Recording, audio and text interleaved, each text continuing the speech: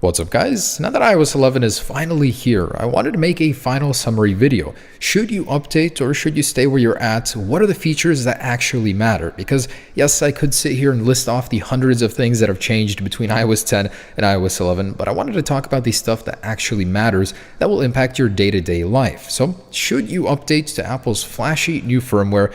Let's get right into it. The first thing you'll notice is Apple's new cover sheet. The lock screen and notification center have joined forces and they are now one. So slide down and you go back to the lock screen where all of your notifications will be present. It even has a new landscape mode, kind of cool. And be warned, honestly, it took me a little while to get the whole concept of the new notification center plus lock screen combination, but there are some cool benefits. The new music player actually allows you to see notifications while music is playing, one of the biggest flaws with the old lock screen. And you'll notice the new splash screen on the lock screen, the passcode entering screen, things have been adjusted. Now, actually getting into the phone, you'll notice the animation is different too. Varying animations throughout the iOS experience have changed. You'll notice apps feel a little different entering them, exiting them, and even waking your phone from a black screen has a nice new fade animation. So actually getting into the home screen, you'll notice a lot of the app icons look different, but mostly the same. Apple has tweaked a lot of the icons, replacing some entirely, while others just tweaking slightly. The dock gets a cleaner look as Apple has removed the app icon labels from down below. And with these new icons, there's a new animation as well. It's a little bit stickier, it feels a little different,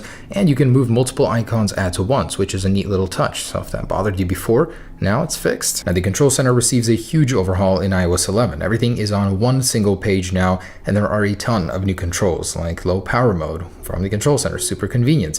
You can actually start recording your screen from directly in here. Very, very convenient tool. There's an Apple TV remote.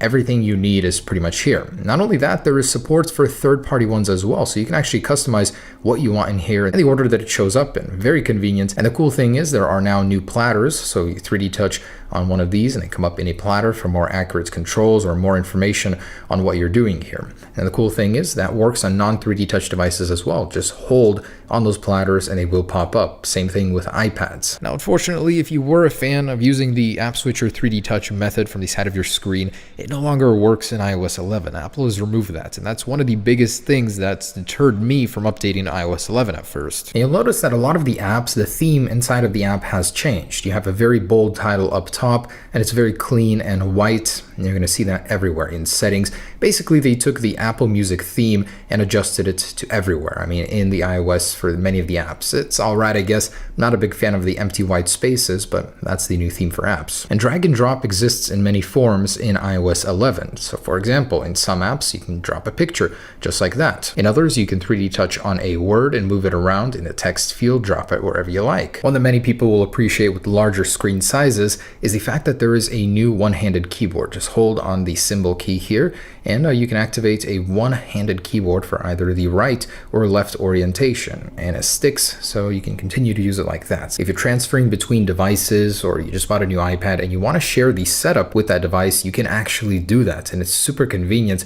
You basically type in your passcode, authorize it, and there's this really cool menu where you can basically like setting an Apple Watch up. And that very same feature works for sharing personal hotspots and Wi-Fi, as you can do it easily through a prompt, not just for the setup menu. And there are a number of new wallpapers, very nice ones actually, throwbacks to the original iPhone and the original days of Apple with these retro wallpapers, a lot of color ones with gradients. Super nice. I really like these, and then the Earth one for the throwback to the original iPhone. Maps receives some upgrades, some interface changes, and lane guidance now, something that it's been missing for quite some time. You can also get indoor maps for certain malls and airports, where it'll show you the floor plans, show you how to get from one area to another, the nearest exits. There's a new Do Not Disturb While Driving mode, which filters your notifications from coming through when you're using navigation, and you can actually whitelist people to break through that barrier, but it's another safety technique in iOS. Siri, how do you say, "Hi, my name is Philip" in French? Salut, je m'appelle Philippe. Salut, je m'appelle Philippe.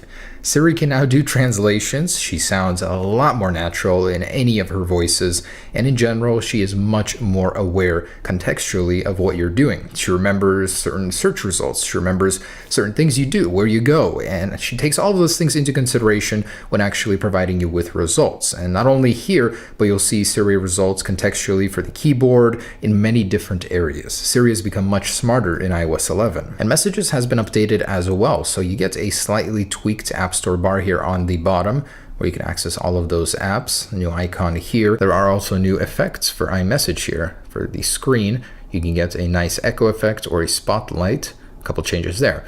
Now, under the hood changes that Apple hasn't actually included yet, iMessage Pay or Apple Pay over iMessage, where you can send each other money through this application, as well as iCloud syncing for messages. So you'll be able to sync all of your stuff across all devices and keep all that in the cloud, so you don't have to locally store it, take up extra storage. The quick reply interface has got a nice new dark mode everywhere, with a dark keyboard there. It looks really cool. Safari has received some upgrades as well. So the loading bar itself is a little bit cleaner, different looking, and the scrolling behavior now matches the rest of the system. In iOS 10 and below, notice how sticky it is. Now it's a free scrolling behavior everywhere in Safari. There's a cool new secret. Double tap a link to open it in a new tab, which is very convenient. And you can actually zoom inside of videos that you play on YouTube or really anywhere inside of the Safari browser. And the new video player in general looks really neat. It looks a lot more modern.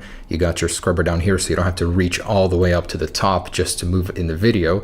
And you got your buttons to control the volume here. And Safari now has a built-in QR code detector. So directly from within Safari, you can actually do multiple things. As you can see, I just joined a network via that.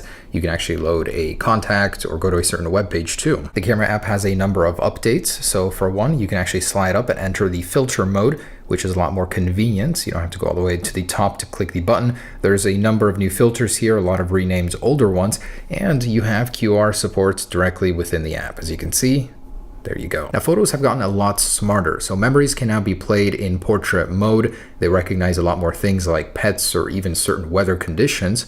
So that's a lot smarter. In the actual photos, if you take a live photo, you can edit the effects after you take them to a number of new cool effects. You can also change the actual cover image of that photo, so get the perfect one if the original was a little blurry. And if you have portrait mode, iPhone 7 Plus, you can actually disable portrait after taking that picture or re-enable it. And there is native GIF support now within the Photos application. Thank goodness this has finally been added. And in general, there is a new HEVC photo and video codec standard. That means taking 4K images or images and video in general will take up half the space now on iOS 11. Not only will you get more storage back after updating, your new photos will take up less storage. The Files app is new. Inside of here, you'll find a lot of your local files from iCloud Drive. It's basically a glorified iCloud Drive, but the cool thing is it will work with new locations. So, such as third-party applications, you can actually sync them all in here. I've got Dropbox, Google Drive would work. Really nice integration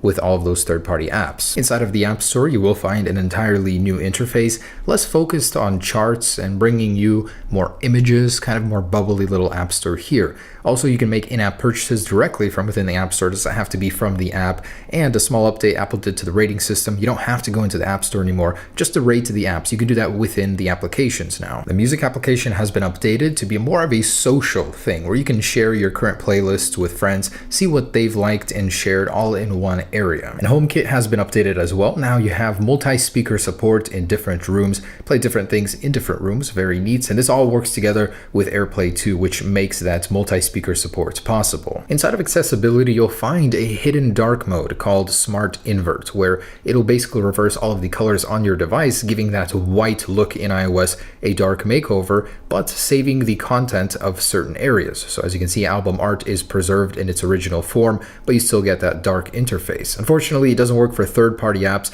but in many areas you will notice that not everything is reversed and it's almost usable as a dark mode replacement. AirPods have been improved in iOS 11, and this is like 90% of the reason why I'm personally updating, because the gestures have been updated. And look at that, jet black AirPods, pretty cool, huh? So you can actually set different gestures for the AirPods in your ear, and depending on which one you're at, double tapping will do different things. It's very neat that Apple finally updated that, and you get a really cool animation when connecting AirPods as well now. And the iPad, where to begin on this one? The iPad has been turned from a larger iPhone into its very own independent machine, something you can actually multitask on, something that is incredibly more useful now. iOS 11 is a no-brainer to update on the iPad, and I'm going to do a full review review on it in just a bit, but essentially you get a dock, an improved multitasking experience, a new control center experience. Everything has been changed to make this feel like a personal computer now. It is so awesome. There's a huge new focus on dragging and dropping between app panes, allowing you to multitask easier. The control center experience is pretty cool.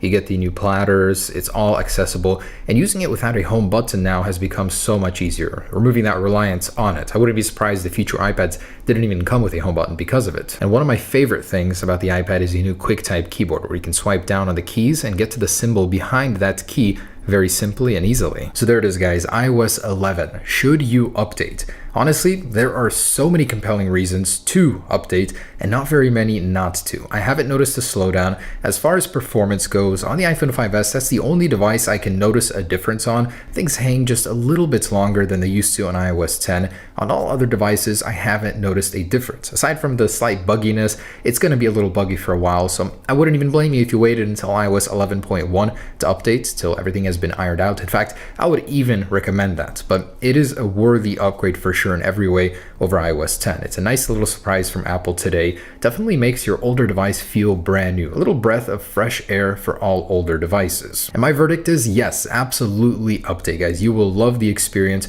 It will change your phone in the best way, especially with AirPods. On iPad, absolutely. There is no reason not to. So thanks for watching, guys. Hope you enjoyed this little review. Hopefully updating to iOS 11 will bring you no surprises. It'll be a very smooth experience. You'll love it.